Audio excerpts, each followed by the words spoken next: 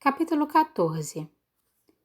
No alvorecer da manhã seguinte, enquanto os outros apagavam a fogueira e mordiscavam pedaços de biscoito, vesti meu casaco e perambulei um pouco para observar as cascatas. A névoa estava densa no vale. De onde eu estava, os ossos no pé das cascatas pareciam simplesmente árvores, sem assombrações, sem fogo. Parecia um lugar tranquilo, um lugar para se descansar. Estávamos desmontando as barracas cobertas de cinzas quando ouvimos um grito, alto e penetrante, ecoando pela manhã. Paramos, em silêncio, esperando para saber se ele se repetiria. Talvez seja apenas um falcão, avisou Tolha. Mali não disse nada. Ele pendurou seu rifle sobre o ombro e adentrou o bosque. Tivemos que correr para acompanhar seu ritmo. A escalada pela encosta das cascatas levou a maior parte do dia. Ela era íngreme e brutal. E embora meus pés estivessem mais fortes e minhas pernas mais acostumadas a viagens árduas, ainda assim senti dificuldade. Meus músculos doíam embaixo da mochila, e apesar do frio no ar, o suor se acumulava na minha testa. Quando pegarmos essa criatura, disse Zóia arfando, vou fazer um ensopado com ela. Eu podia sentir a onda de excitação passando por todos nós, a sensação de que estávamos próximos e incentivamos uns aos outros a fazer ainda mais esforço para subir a montanha. Em alguns lugares, a subida era quase vertical. Tivemos que nos erguer segurando forte nas raízes de árvores franzinas ou prendendo os dedos nas reentrâncias da rocha. Em determinado ponto, Tolha tirou pinos de ferro e os martelou diretamente na montanha para que pudéssemos usá-los como uma escada improvisada. Finalmente, no final da tarde, erguemos nossos corpos sobre a margem rasgada de pedra e nos vimos no topo achatado da parede do penhasco, uma extensão lisa de pedra e musgo, escorregadia com a névoa e dividida pelo fluxo espumoso do rio. Olhando para o norte, além da queda abrupta da cascata, podíamos ver o caminho por onde tínhamos vindo. A cunha distante do vale, o campo cinzento que levava ao bosque de cinzas, a chanfradura da antiga estrada e, além dela, tempestades passando sobre os sopés das colinas cobertos de grama. E eram apenas sopés. Isso estava claro agora, porque se virássemos para o sul, tínhamos nosso primeiro vislumbre real das montanhas. As vastas Circuzói, cobertas por neve, a fonte do degelo que alimentava o Serahul. Elas não param nunca de subir, disse Rachel combalido. Seguimos em direção à lateral da corredeira. Seria complicado atravessá-la e eu não tinha certeza se valia a pena. Dava para ver do outro lado, onde o penhasco simplesmente terminava. Não havia nada ali. O platô estava claramente vazio, infelizmente. O vento acelerou correndo pelo meu cabelo e enviando uma fina névoa que pinicava a minha bochecha. Eu dei uma olhada para o sul, em direção às montanhas brancas. O outono tinha chegado e o inverno estava a caminho. Já tínhamos partido há mais de uma semana, e se alguma coisa tivesse acontecido com os outros em Duvastoba... Bem, Zóia disse irritada. Onde ele está? Mali caminhou para a beirada da cascata e olhou em direção ao vale. Pensei que você fosse o melhor rastreador de toda a Ravka, disse ela. Então, para onde vamos agora? Mali esfregou a mão no dorso da nuca. Descer uma montanha, subir a outra, é assim que funciona, Zóia. Por quanto tempo? Ela perguntou. Não podemos simplesmente continuar desse jeito.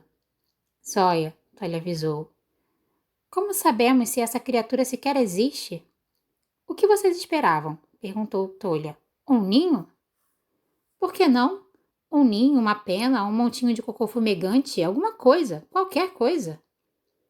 As palavras eram de Zóia, mas dava para sentir a fadiga e frustração nos outros. Tolha continuaria até cair em colapso. Eu não tinha certeza se Rachel e Zóia aguentariam muito mais. Está molhado demais para cantarmos aqui, disse eu. Apontei em direção à floresta atrás do platô, onde as árvores eram reconfortantemente comuns, suas folhas acesas com vermelho e ouro. Andem naquela direção até encontrarem um lugar seco. Acenda uma fogueira. Nós decidiremos o que fazer depois do jantar. Talvez seja a hora de nos dividirmos. Você não pode ir mais para dentro do churrão sem proteção, Tolha protestou. Rachel não disse nada. Só fez um afago em Ongata e evitou olhar diretamente nos meus olhos. Não precisamos decidir agora. Vamos simplesmente acampar. Cuidadosamente caminhei até a ponta do platô para me juntar a Mali. A vista era de deixar qualquer um tonto. Então, olhei para o horizonte. Ao apertar os olhos, achei ter conseguido vislumbrar o campo queimado onde tínhamos afugentado os ladrões. Mas talvez tenha sido minha imaginação. Sinto muito, disse ele finalmente. Não precisa se desculpar. Até onde sabemos, talvez nem exista um pássaro de fogo. Você não acredita realmente nisso? Não, mas talvez não seja nosso destino encontrá-lo.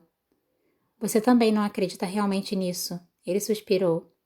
Lá se vai a teoria do bom soldado. Eu fiz uma careta. Eu não deveria ter dito aquilo. Uma vez você colocou cocô de ganso no meu sapato, Alina. Eu aguento um pouco de mau humor. Ele olhou de relance para mim e disse: Todos nós sabemos o fardo que você carrega. Você não precisa carregá-lo sozinha. Eu balancei a cabeça. Você não entende. Você não pode. Talvez não, mas eu vi isso nos soldados na minha unidade. Você fica guardando toda essa raiva e mágoa. Isso um dia explode, ou você se afoga nelas. Ele tinha me dito a mesma coisa quando chegamos na mina. Quando disse que os outros precisavam passar pelo luto comigo. Eu precisava daquilo, mesmo se não quisesse admitir. Precisava não estar sozinha e ele estava certo. Eu realmente me sentia como se estivesse me afogando, o medo me cercando como um mar gelado. Não é tão fácil, falei. Eu não sou como eles. Eu não sou como ninguém. Eu hesitei e então continuei. Exceto por ele. Você não é nem um pouco parecida com o Darkling. Eu sou, mesmo que não queira enxergar isso. Miley levantou uma sobrancelha. Porque ele é poderoso, perigoso e eterno? Ele deu um riso amargo. Diga-me uma coisa. Você acha que o Darkling teria perdoado Jenya? Ou Tolya? Ou Tamar? Ou Zoya? Ou a mim? É diferente para nós, disse eu. É mais difícil confiar. Eu tenho uma novidade para você, Alina. É difícil para todo mundo. Você não... Eu sei, eu não entendo. Eu só sei que não há como viver sem dor. Não importa quão longa ou curta a sua vida for. As pessoas vão desapontar você. Você vai ser magoada e vai causar danos também. Mas o que o Darkling fez com Jenya? Com Baghra? O que ele tentou fazer com você, com aquele colar? Isso é fraqueza. Isso é um homem com medo. Ele virou o olhar em direção ao vale. Talvez eu nunca seja capaz de entender o que é viver com o seu poder. Mas sei que você é melhor do que isso. E todos eles sabem disso também. Ele disse, indicando com a cabeça a direção onde os outros tinham ido montar acampamento. É por isso que estamos aqui lutando ao seu lado. É por isso que Zoya e Harsha vão reclamar a noite toda, mas amanhã eles continuarão aqui. Você acha mesmo? Ele assentiu com a cabeça. Vamos comer, vamos dormir e aí vemos o que acontece. Eu suspirei. Apenas continue em frente. Ele colocou a mão no meu ombro. Você segue adiante e quando tropeçar, levanta de novo. Quando não conseguir levantar, deixe que nós a carreguemos. Deixe que eu a carregue. Ele baixou a mão. Não fique aqui tempo demais, disse ele, e então se virou e caminhou a passos largos pelo platô. Não a desapontarei novamente. Na noite em que Mali e eu entramos pela primeira vez na dobra, ele tinha prometido que nós sobreviveríamos. Ficaremos bem, ele havia me dito. Sempre ficamos. Ao longo do ano seguinte, fomos torturados e aterrorizados, quebrados e reconstruídos. Provavelmente nunca estaríamos ótimos novamente, mas eu tinha precisado daquela mentira na época, e eu precisava dela agora. Ela nos mantinha em pé, nos mantinha prontos para lutar mais um dia. Foi o que fizemos ao longo de toda a nossa vida. O sol estava começando a se pôr, e eu estava em pé na beirada da cascata, ouvindo a água correndo. Quando o sol desceu, as cascatas pegaram fogo, e eu observei as piscinas do vale virarem ouro. Inclinei-me sobre a queda, olhando rapidamente para a pilha de ossos lá embaixo. O que quer que Mali estivesse caçando era grande. Fitei a névoa que subia das pedras na base da cascata. O jeito como ondeava e se movia era quase como se estivesse viva. Como se... Alguma coisa subiu rapidamente na minha direção. Eu caí para trás com uma pancada dura no cóccix. Um grito rompeu o silêncio. Meus olhos vasculharam o céu. Uma enorme forma alada voava rapidamente sobre mim em um arco amplo. Mali! Eu gritei. Minha mochila estava na ponta do platô, junto com meu rifle e meu arco. Eu tentei correr para pegá-los e o pássaro de fogo veio direto na minha direção. Ele era gigantesco, branco como o cervo e o açoite do mar, suas vastas asas tingidas de chamas douradas. Elas bateram no ar, a lufada me empurrando para trás. Seu chamado ecoou pelo vale enquanto ele abria seu bico enorme. Ele era grande o suficiente para arrancar meu braço com uma bicada, talvez minha cabeça. Suas garras reluziam longas e afiadas. Eu levantei minhas mãos para usar o corte, mas não consegui manter o equilíbrio. Escorreguei e percebi que tropeçava rumo à beirada do penhasco. A cintura e depois a cabeça batendo na rocha molhada. Os ossos, eu pensei. Oh, santos! Os ossos no fundo da cascata. Era assim que ele matava. Eu tentei me agarrar na pedra escorregadia, me segurar em alguma coisa, e então eu estava caindo. Meu grito foi abruptamente interrompido quando meu braço quase foi arrancado do meu corpo. Mali tinha me segurado logo embaixo do cotovelo. Ele estava deitado de bruços, pendurado sobre a beirada do penhasco, o pássaro de fogo circulando acima dele na luz do sol poente. Eu a peguei, ele gritou. Mas sua pegada estava começando a escorregar na pele úmida do meu antebraço. Meus pés balançavam sobre o nada, meu coração martelando no peito. Mali, eu disse desesperada. Ele se inclinou um pouco mais para a frente. Nós dois íamos cair. Eu a peguei, ele repetiu, seus olhos azuis fulgurantes. As pontas de seus dedos se fecharam em torno do meu pulso. O solavanco nos atingiu ao mesmo tempo. O mesmo choque eletrizante que sentíamos naquela noite na floresta, perto do banha. Seu corpo se retraiu. Dessa vez não tínhamos nenhuma opção além de segurar firme. Nossos olhos se encontraram, e o poder explodiu entre nós, brilhante e inevitável. Eu senti como se uma porta se abrisse, e tudo que eu quisesse fosse passar por ela. Essa sensação de júbilo perfeita e reluzente não era nada, comparada com o que eu estava do outro lado. Eu esqueci onde estava. Esqueci tudo, exceto a necessidade de cruzar aquele limiar, de reivindicar aquele poder. E com essa fome veio um entendimento terrível. Não, eu pensei em pânico, isso não. Mas era tarde demais. Eu sabia. Mali cerrou a mandíbula, senti sua pegada ficar ainda mais forte. Meus ossos foram esfregados uns contra os outros. A ardência do poder era quase insuportável. Um lamento grave que preenchia minha cabeça. Meu coração batia tão rápido que achei que não sobreviveria. Eu precisava atravessar aquela porta. E então, milagrosamente, ele estava me puxando para cima, centímetro por centímetro. Eu tateei a pedra com minha outra mão, buscando o topo do penhasco e finalmente estabeleci contato. Mali segurou ambos os meus braços e eu engatinhei para a segurança do platô.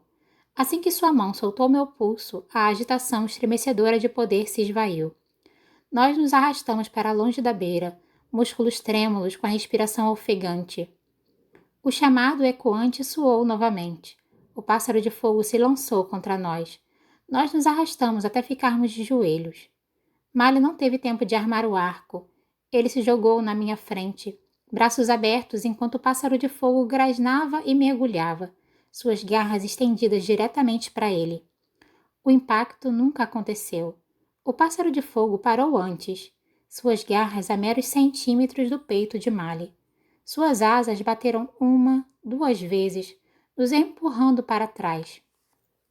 O tempo pareceu desacelerar. Eu podia nos ver refletidos em seus grandes olhos dourados. Seu bico era afiado como uma navalha. Suas penas pareciam fulgurar com luz própria. Mesmo com medo, senti veneração. O pássaro de fogo era Ravika. Fazia sentido que nós ficássemos de joelhos.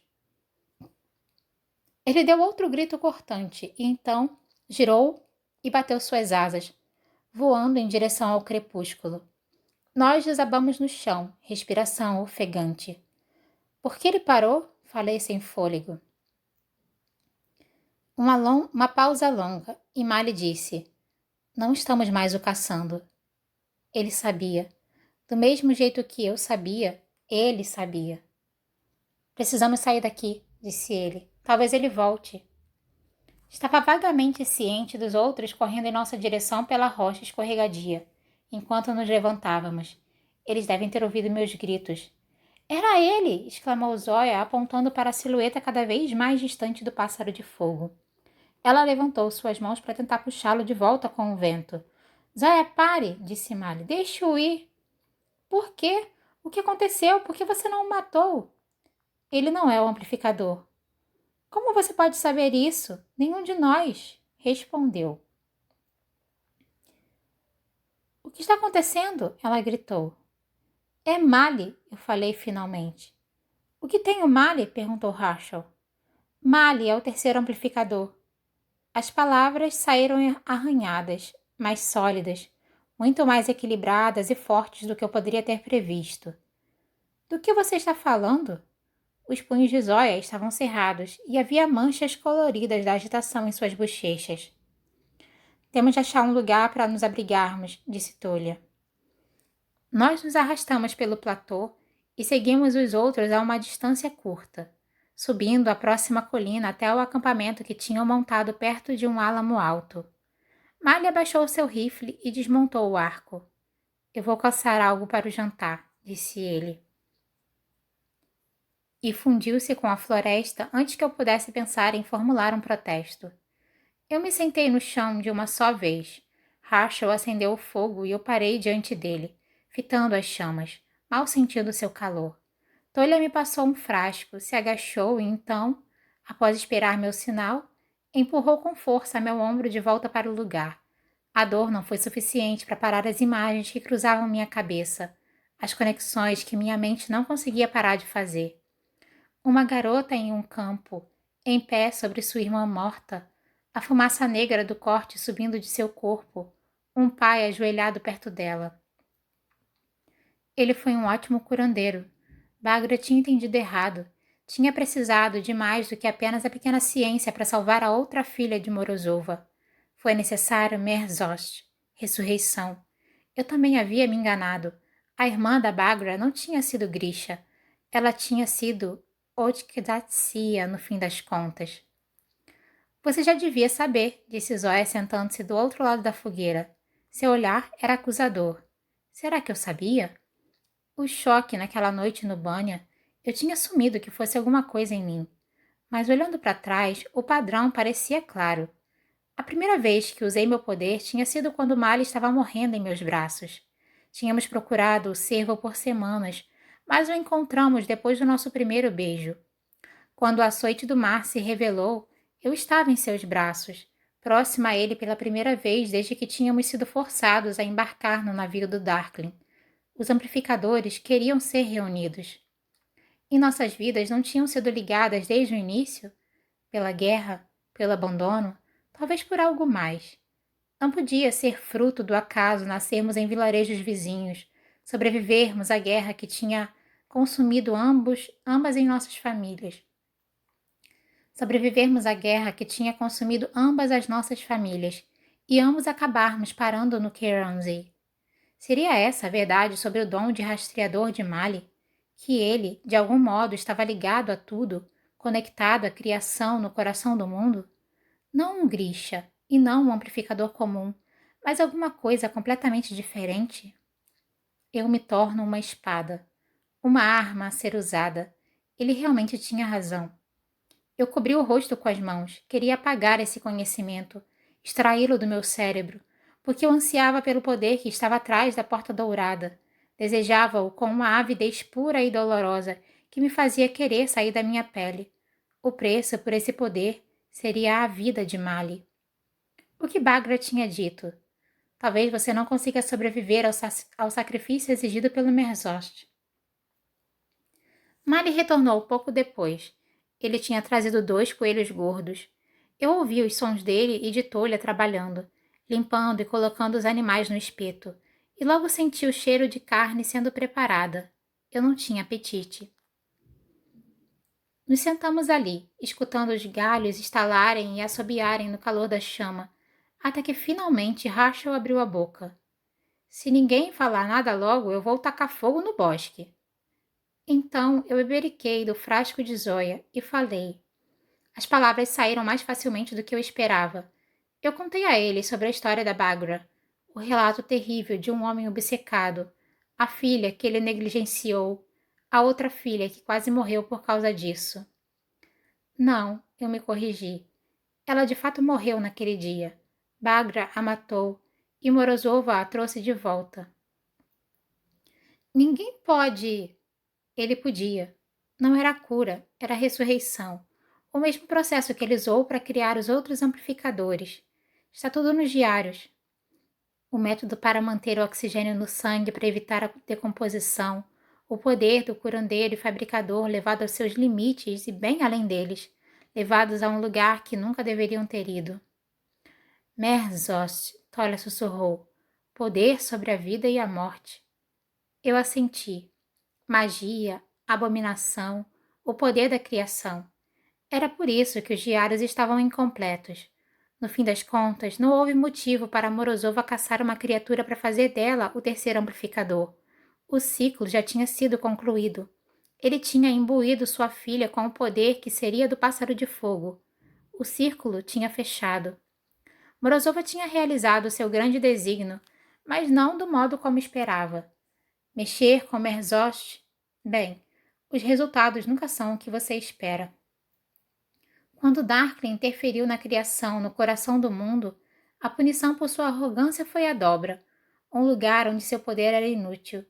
Morozova tinha criado 3 amplificadores que nunca poderiam ser combinados sem que sua filha perdesse a vida, sem que seus descendentes pagassem em carne e osso. Mas o cervo e o açoite do mar, eles eram muito antigos, disse Zoya.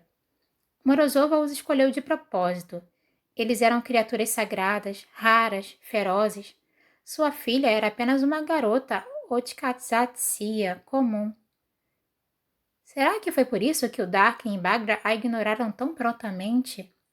Eles assumiram que ela havia morrido aquele dia, mas a ressurreição deve tê-la deixado mais forte. Sua vida frágil e imortal, uma vida limitada pelas regras desse mundo, tinha sido substituída por algo diferente. Mas no momento em que Morozova deu à sua filha uma segunda vida, uma vida que não deveria pertencer a ela, será que ele teria se importado com o fato de que foi uma abominação que tornou isso possível? Ela sobreviveu ao mergulho no rio, disse eu, e Morozova a trouxe para o sul, para os vilarejos, para viver e morrer à sombra do arco que um dia daria o nome a Dvastoba. Eu olhei para Mali. Ela deve ter passado seu poder para seus descendentes, infundindo em seus ossos. Soltei um riso amargo. Achei que fosse eu, falei. Eu estava tão desesperada para acreditar que havia algum grande propósito para tudo isso, que eu não era simplesmente fruto do acaso. Achei que eu fosse a outra parte da linhagem de Morozova. Mas era você, Mali. Sempre foi você. Mali me observou pelas chamas. Ele não tinha dito uma palavra durante toda a conversa, durante todo o jantar em que apenas Tolha e Ongata tinham conseguido comer. Ele não disse nada agora. Em vez disso, se levantou e se aproximou de mim. Ele esticou a mão. Eu hesitei brevemente, quase com medo de tocá-lo. E então coloquei a palma da minha mão na mão dele e deixei que ele me levantasse. Em silêncio, ele me levou a uma das tendas. Atrás de mim, ouvi Zoya resmungar. Oh, Santos, agora vou ter que escutar a Tolha roncando a noite inteira? Você também ronca, disse Rachel, e isso não é algo adequado para uma dama. Eu não. Suas vozes sumiram quando nos inclinamos para entrar na escuridão da tenda. A luz da fogueira era filtrada pelas paredes de lona e fazia as sombras balançarem. Sem dizer uma palavra, nos deitamos sobre as peles. Mali se enrolou em mim, seu peito pressionado contra as minhas costas, seus braços em círculo apertado, sua respiração suave na minha nuca.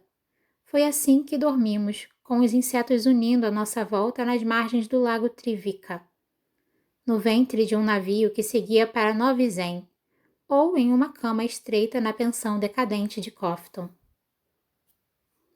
Suas mãos deslizaram pelo meu antebraço. Gentilmente ele segurou a pele nua do meu pulso, deixando seus dedos encostarem, testando. Quando se encontraram, aquela força eletrizante nos percorreu, mesmo aquele breve gosto de poder quase insuportável em sua força.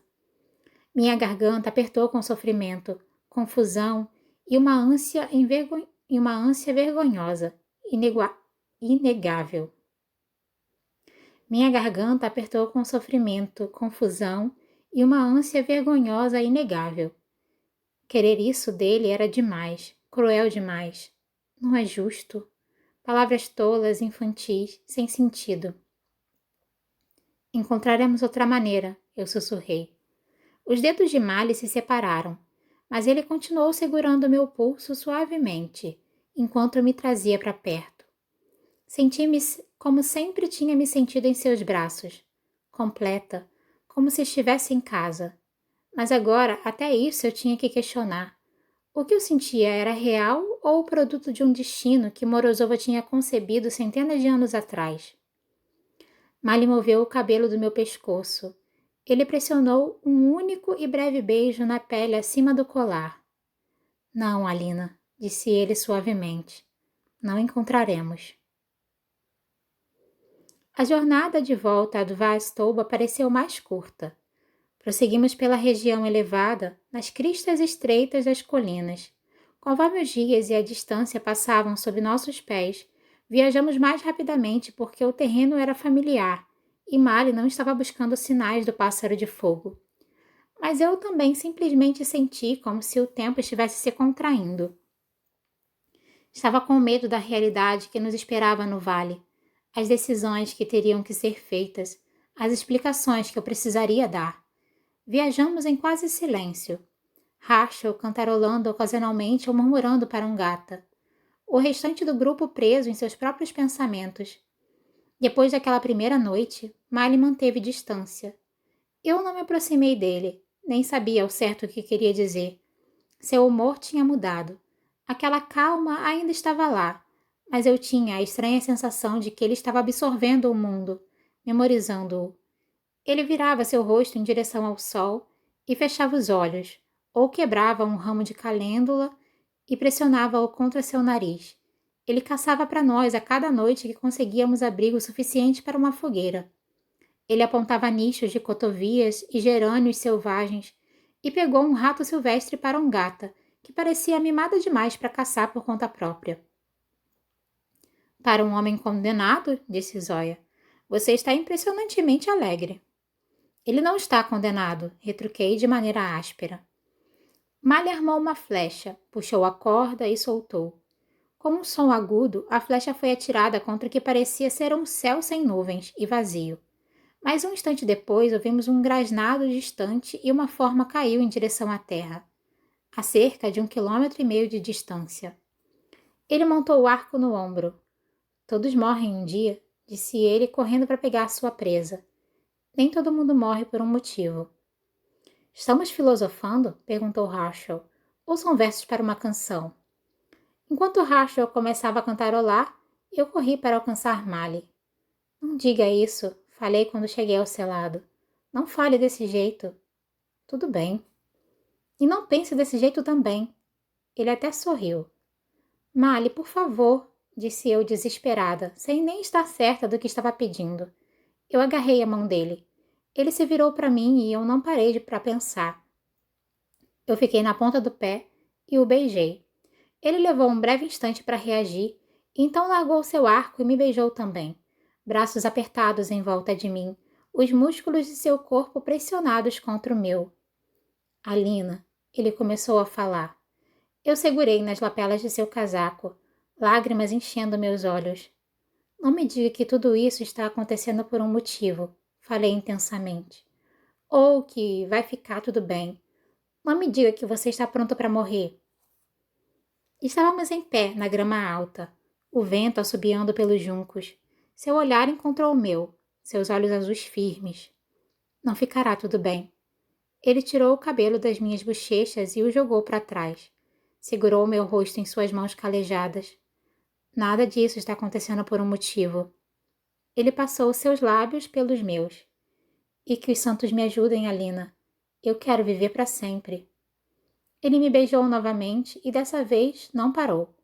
Não até que minhas bochechas estivessem coradas e o coração acelerado, até que eu mal pudesse lembrar do meu próprio nome, o que dirá o de outros.